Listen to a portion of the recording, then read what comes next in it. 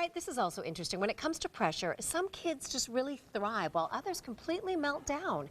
Why can the same stressful situation have totally different responses, even in the same family? Naturopathic physician Jared Scowen is here.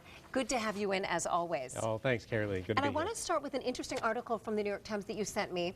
So basically, here's the gist. So a mom has two kids. Right. Both of them doing standardized testing. One, no problem, no big deal. They were both gifted students, too. Right. Then the other one actually literally had such a negative response. It became physical, illness, headache, I don't want to go to school. Yeah. She essentially ended up pulling them both out of the testing, and I just want to get your thoughts on that. What's going on there? Was her response the right one? Weigh in. Well, I think her response was the right one because so many people have different responses to stressful situations or to anxiety. And this mother that you bring up, she has two children, and they both respond differently to the same stressful situation. They respond with different amounts of anxiety. Some people are really invigorated by the stress and they want to succeed, and other people it overwhelms them. It really comes down to their genetics, which of course we inherit half from mom and half from dad. Right, right. And so genetics, but also environment, that plays a role as well, right? It is. It's a combination of nature versus nurture, and Right. of course our genes are what we inherit, and that's our nature. But the, how we're brought up and how we the positive and negative reinforcement that we get as we're developing over the first 7-10 years of life really lead us to a reaction of anxiety or not. And of course, kids watch their parents and see how their parents react to the world. And another interesting term that I thought that you used was the warrior versus worrier concept. And I guess essentially we saw that with these two, boys that this mom had.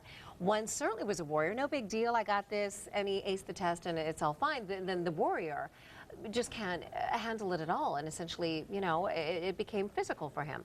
Yeah, exactly. And that's what these researchers who wrote this article in New York Times Magazine were talking about. Some of us are warriors and some of us are worriers, and that has to do with two different genes that we inherit from our parents. One gene is called MTHFR. That gene produces certain chemicals in our brain like dopamine, and if that's not working, we are a worrier. And then there's another gene called COMT, and that helps remove the dopamine from the brain. So if that's not working, dopamine builds up, adrenaline builds up, and we become a real aggressive warrior. So if this is genetic and it's coming from the inside out, can you change a worrier into a warrior based on different exposures in the environment and maybe some medical help? Or Yeah, you can. And what we like to do with the patients in our office is have their genetic testing done, because you can analyze your genes that you get from your parents and see what you have, see what your foundation Really? is. That's fascinating. How do you do that? Well, we can either do it with blood work or we can do it with salivary lab testing. So you spit in a little tube or you have your blood drawn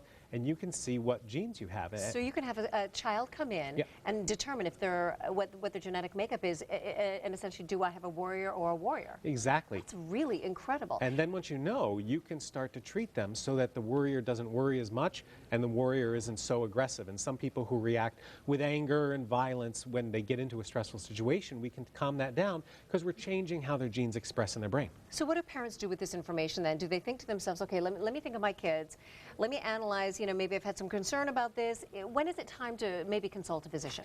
The time to consult your physician is as soon as you think there's a problem, or even if you want to be preventive, because the genes and the DNA that you're born with never change. So if you want to look at them now, before there's a problem, you can try and prevent a problem.